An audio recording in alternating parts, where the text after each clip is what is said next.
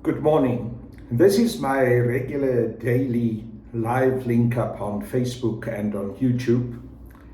Today I'm going to be rather short because I'm rushing to go to Pretoria to join all the other people from civil society and from opposition parties in the National Assembly to demand that the report of the Public Protector on the Pala Pala farm criminal saga must be released in full. So before I go there, let me deal with two issues. The first one is, why do I join this picket at the offices of the Public Protector?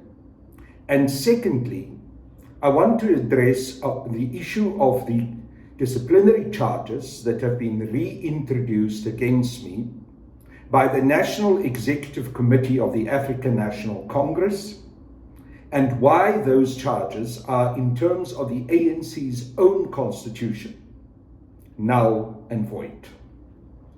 Let me first deal with why I'm going to Pretoria to join a march which has primarily been organized by opposition parties in Parliament.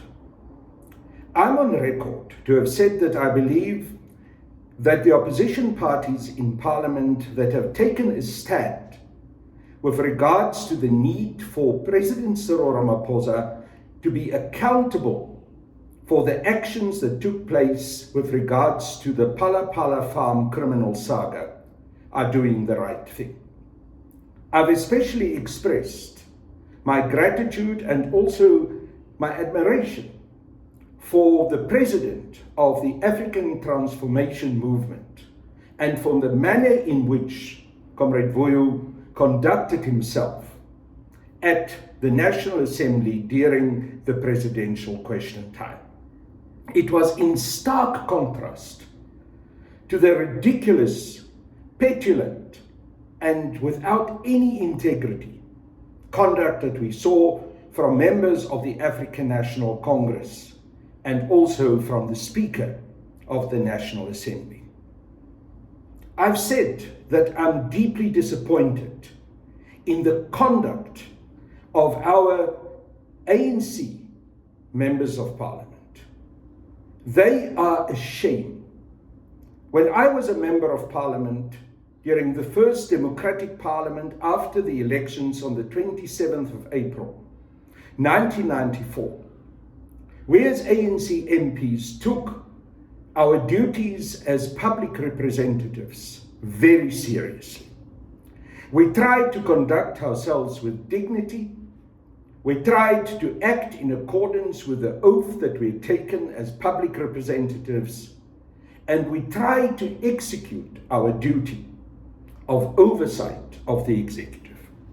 We've seen none of this in what the ANC members of Parliament were doing during that session of questions to President Cyril Ramaphosa. And of course, President Cyril Ramaphosa's own conduct during that question time session was shameful. He didn't even bother to physically present himself to the National Assembly. He came up with the excuse that his wife was undergoing some medical procedure. But the next day, he didn't seem to have any problem to be out there doing all kinds of things, not being close to wherever and whatever the sickbed of his spouse was. Cyril Ramaphosa was simply showing the middle finger to the National Assembly, and he arrogantly refused to answer the question that had been placed on the order paper by the African Transformation Movement.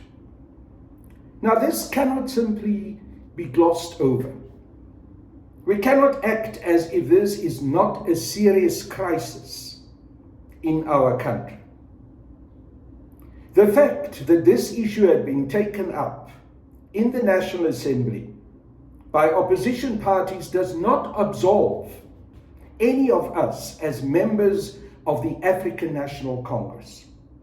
In fact, we as members of the ANC have a greater responsibility than anyone else to keep the President of the African National Congress and the person who became president of our country because He is the leader of the majority party of the African National Congress, accountable and responsible. That is why I've maintained throughout that the first duty, the first line of duty, rests with the National Executive Committee of the African National Congress to demand that Cyril Ramaphosa must be held accountable, that he has to resign from his position as President of the African National Congress and subsequently also as President of the country, and that the NEC members have a responsibility to force him to do so. I've also recently concurred with Comrade Patabile Dlamini that it is untenable for truly progressive and revolutionary members of the ANC who sit in the National Executive and who serve in the National Executive also of the country, the Cabinet, to continue to serve under this criminal crook and mafia boss that Cyril Ramaphosa had turned out to be. I made the call that if those members of the National Executive Committee of the ANC and members of Cabinet are worth their salt, have any backbone, they must immediately insist that Ramaphosa resigns. And if he doesn't resign, they must resign. There can be no middle road. Their presence in the National Executive Committee of the African National Congress and their presence in Cabinet simply legitimizes the illegitimate and criminal conduct of Cyril Ramaphosa. It legitimizes an NEC and a Cabinet that has lost all credibility.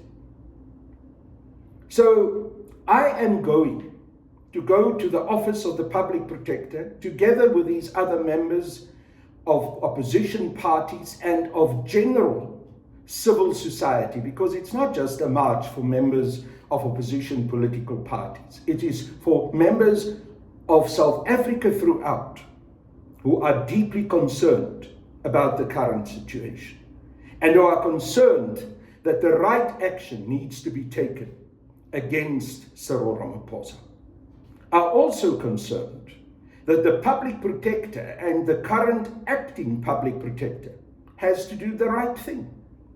The public protector has a responsibility to report to the public in terms of the Section 9 institution that it is in terms of our national constitution. And therefore the report on the Pala Pala farm gate scandal cannot be kept under wraps. It cannot be made a secret document. It must be made public. It must be available for everyone of us as South Africans to be able to scrutinize it and to see what came out of that report. We have a scandalous situation at the moment where parts and bits and pieces of that report are deliberately and in a propaganda-style manner leaked, published by news agencies such as News 24, with only one intention, and that is to spin the story, to try and put a positive gloss onto President Ramaphosa's criminal conduct. That kind of abuse must stop. So therefore, I, as a member of the African National Congress, in terms of everything that I've said now about the responsibility that rests especially with ANC members, should be there at that picket demanding that this report from the public protector must be made public and that the correct action must be taken by all the various law enforcement agencies and also by the National Prosecuting Authority in terms of the charges that have been laid against Cyril Ramaphosa. My presence there is the presence of someone of the African National Congress, insisting that my fellow members in the ANC must also do the right thing, must also demand that this report of the Public Protector must be made public, and that our representatives in the National Executive Committee of the ANC must take action to force accountability from Cyril Ramaphosa. I conclude by saying that I continue to be deeply ashamed of the manner in which our public representatives in the National Assembly conducted themselves during the presidential question time session with Cyril Ramaphosa. They are a disgrace. And if any of them want to cleanse themselves, want to retrieve some dignity after the despicable manner in which they conducted themselves, then they should have been today there at the Public Protector's office, and they should have been part of that picket that we're going to participate in, and they should have insisted that Cyril Ramaphosa answers the question about Phala Phala. And ultimately, they should have taken seriously the oath of allegiance that they made when they became a member of parliament. And they mustn't make a mockery of the duty of oversight that they have. I am dressed in my ANC t-shirt, my ANC golf shirt. I'm going with these ANC colors and with this ANC logo to participate in that picket, demanding unequivocally and unapologetically, as an ANC member, that the Public Protector's report must be released and that Cyril Ramaphosa must be held accountable. So that is the first issue I wanted to address in this short live broadcast. The second is the so-called trumped-up charges that the National Executive Committee of the African National Congress saw fit to reintroduce against me a couple of days ago. Now, there's a long legacy, a long history to these silly charges. I first was informed that there were charges being formulated against me on the 7th of July 2021, last year, in a letter that was delivered to my apartment in Rosebank as I was getting out of the door on my way to go to Nkandla to support President Jacob Zuma as he was about to be arrested, and as we know, he eventually handed himself over to the prison authorities with regards to the illegitimate sentence that he was given by the Constitutional Court, or should I rather say, by the majority judgment of the Constitutional Court, because there was also an excellent minority judgment that said that the majority judgment is in fact unconstitutional. So as I was leaving the door of my Rosebank apartment, here I was presented by a letter from the then Deputy Secretary General of the African National Congress,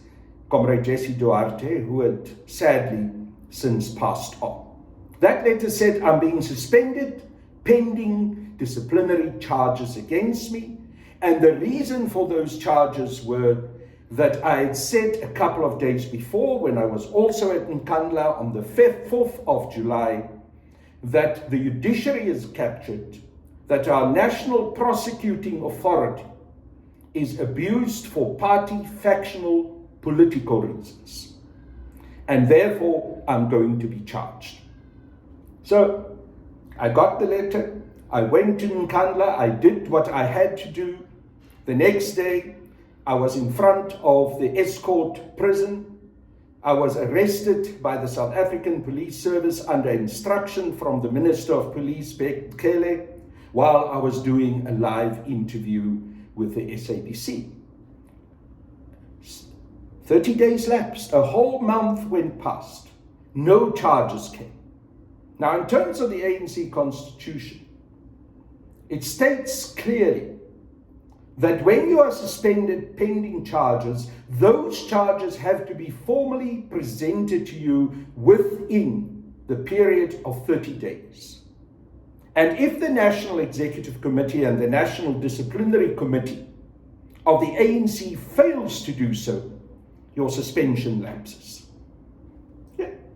So my suspension lapsed because they could not manage to get their act together to introduce those charges against me. I formally inquired with Comrade Jesse Duarte and also with the chairperson, who was then the chairperson of the National Disciplinary Committee of Appeal, Comrade Nombula Mokonyane, whether my suspension had lapsed. And both of them confirmed, yes, your suspension had lapsed because we failed to introduce disciplinary charges against you. Okay. Of course, after I'd been arrested in front of the Escort Correctional Services facility, I was now being charged with so-called contravention of the COVID-19 regulations. So there was another charge, this time at the level of the state, being brought against.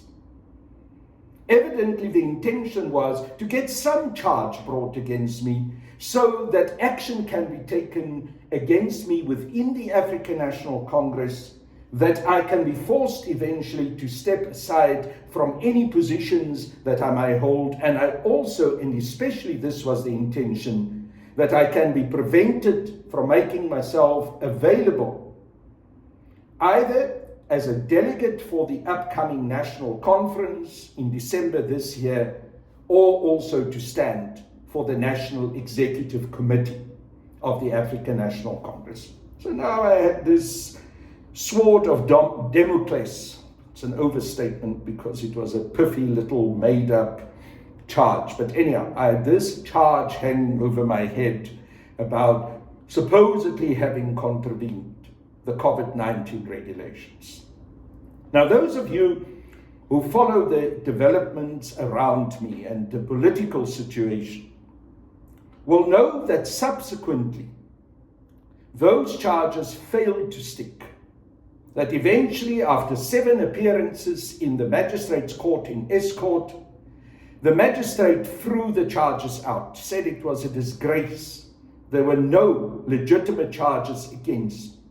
And as I've said in one of the other live broadcasts, I'm now in the process of bringing charges against the state for wrongful arrest and for malicious prosecution. But anyhow, be that as it may, on the 22nd of October last year, hey presto, although the charges against me had never been instituted before, although my suspension had lapsed, I'm now being informed by the prosecutor of the National Disciplinary Committee, one Uriel Abramse, that there are going to be formal charges against me. And I receive a charge sheet. I've made that charge sheet public. It has been in the public domain. And they proceeded now to try and charge me. I appointed a legal representative, Comrade Matthews Poza, the former Treasurer General of the African National Congress, and a member of the ANC in good standing, as the ANC's constitution demands, to represent me in this disciplinary process that was now unfolding. But although the charge sheet had been brought and handed to me, the National Disciplinary Committee was now faced with a tricky situation that they couldn't get these charges to work. They were also faced with the fact that although they tried to charge me as an individual, I had not taken part in the press conference for which they charged me, where I said that the judiciary and the National Prosecuting Authority are being abused for party, factional, political reasons as an individual. I was acting as the national spokesperson for the Umkhonto we Sizwe Military Veterans Association. In fact, I went to there to Nkandla and held that press conference on the basis of a direct instruction that I had received from the National Executive Committee of MKMBA. So the ANC NDC had a headache. They tried here, they tried there, they tried everything. They were trying to get witnesses, even witnesses within their own National Executive Committee were very reluctant to come forth as witnesses. Eventually they said they are dropping the charges. Now remember, this is on the basis of a charge sheet that had been introduced on the 22nd of October last year. So okay, charges being dropped again, life goes on. I continue to be an African National Congress member in good standing. But that, of course, was not where the story was going to end. Because in February this year, I'm suddenly being informed by Mr. Abramse again, and my legal representative, Comrade Matthews Poza, is informed by Mr. Abramse that they are actually resuscitating that very same charge sheet, and that they now have witnesses. They intend to use Comrade Jesse Duarte, and at the same time, they also intend to use Mr. Gwede Mantashe. Now, in both instances, Gwede Mantashe and Jesse Duarte were actually not able to come and give evidence. Comrade Jesse, because, as you know, she was very ill, and in the case of Gwede Mantashe, he had made certain remarks about the criticisms that Comrade Lindiwe Sisulu had expressed about the judiciary. And in terms of those criticisms, he said that she had the right within the ANC and also the right as a citizen of South Africa to express those criticisms. Now they wanted to bring Gwede Mantashe to come and give evidence against me for having expressed similar criticisms, in fact, not even as strongly as those criticisms that had been articulated by Comrade Lindiwe Sisulu. So Comrade Jesse Duarte was already very ill and not available to give evidence, to be a witness. Comrade Gwede Mantashe was cancelled out. It would have been a mockery for him to come and give evidence. I then heard that there was some approach to the head of policy of the ANC, Jeff Hadebe, but he was apparently running away and highly reluctant to give evidence.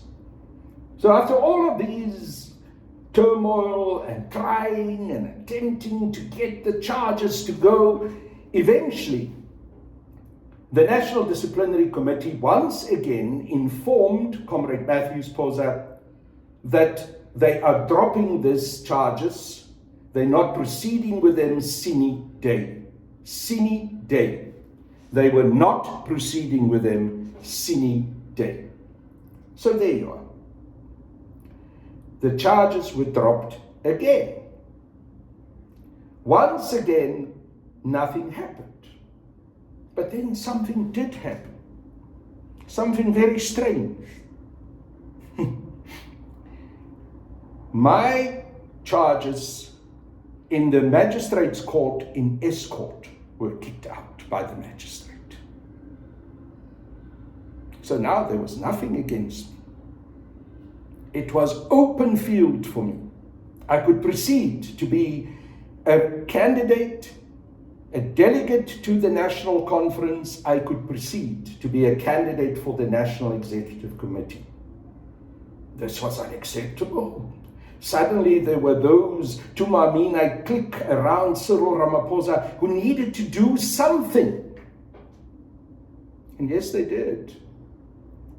They put pressure on the National Disciplinary Committee to once again introduce the charges. Once again.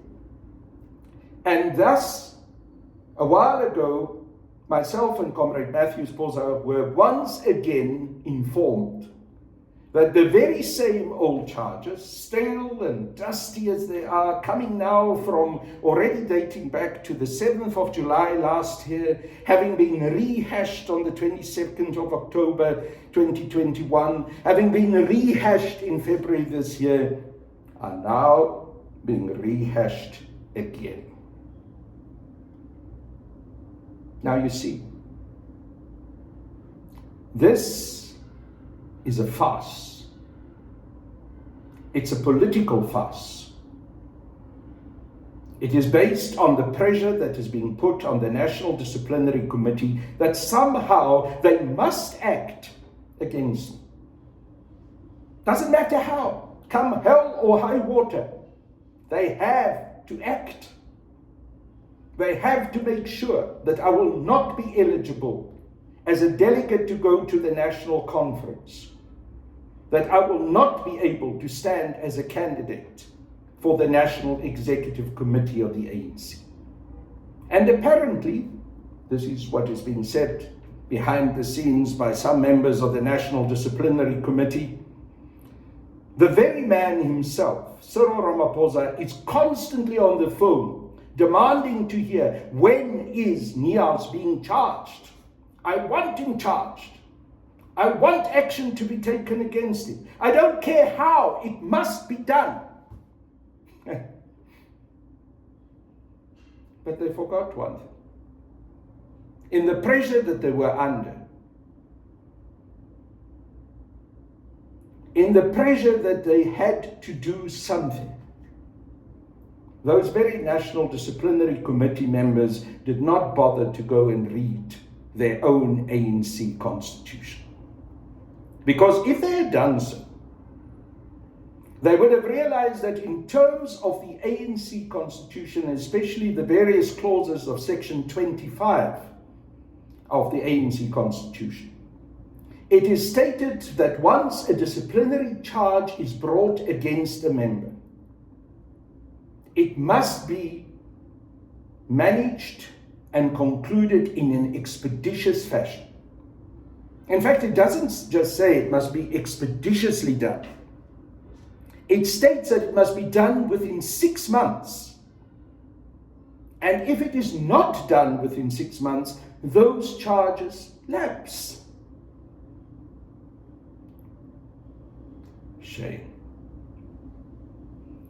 So if you go back to the history of this farcical saga, it started more than a year ago. Those charges are stale and old. They have not been dealt with expeditiously. The 6 months deadline has long passed, and therefore those charges are null and void.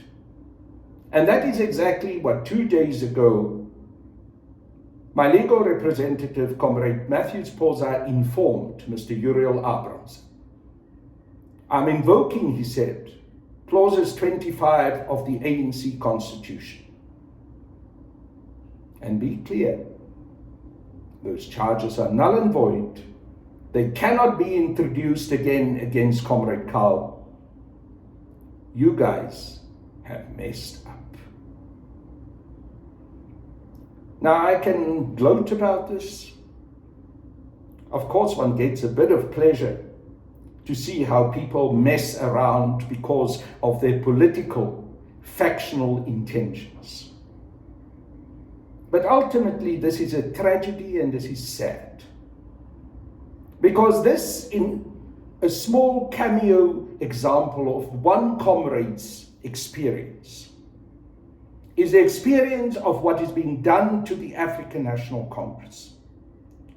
How the disciplinary rules of the ANC are being abused, how the ANC's constitution is not being taken seriously. In fact, how there's coordination between actions within and disciplinary actions within the African National Congress. And also right there, within the legal processes of our country at our national state level in order to settle political scores. So those are the two issues that I wanted to address this morning. They're both critical matters for the future of the ANC and future of our country. I will not budge on either of them. Because as I always say, I'd like to get up in the morning, and as I'm washing my face and brushing my teeth, I'd like to be able to look at myself in the mirror. I'd like to stand on my principles. And therefore, for me, it continues to be a luta continua. I greet you, and I'm getting out of this apartment now on my way to Pretoria to go and participate in the picket at the office of the Public Protector.